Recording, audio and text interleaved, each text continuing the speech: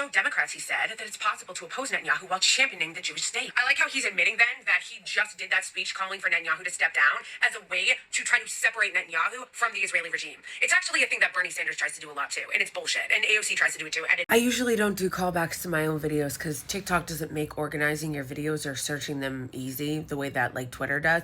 But I knew that video I made calling out Bernie Sanders for using Netanyahu as a stand-in for what the Israeli regime is doing was not that far back on my video list, so I'd be able to crop it. Yeah.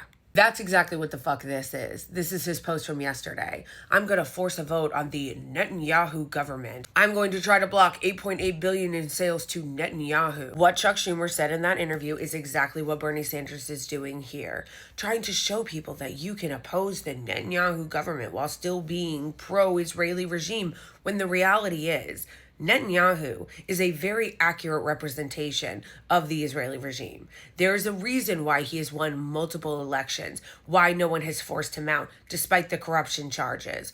There is a reason his approval rating is high. This is not just about Netanyahu. Even the so-called liberals in the government agree with what he's doing. The percentage of people that actually oppose the genocide in Gaza there is under 3%. That's why you never see any protests there against the genocide, which is really crazy when you think about it. We see protests all the time for all kinds of things. I think I saw one small protest in Tel Aviv where they were actually protesting against the genocide. All the other protests that I've seen there have just been about the hostages, because most people there don't oppose what's happening, which took me a while to wrap my head around, because even here in America, where we have so much fuck-tastrophes and a clown president and evil shit happening all the time, we still have a lot of opposition. So it really hit me realizing like most of the people there support what's happening.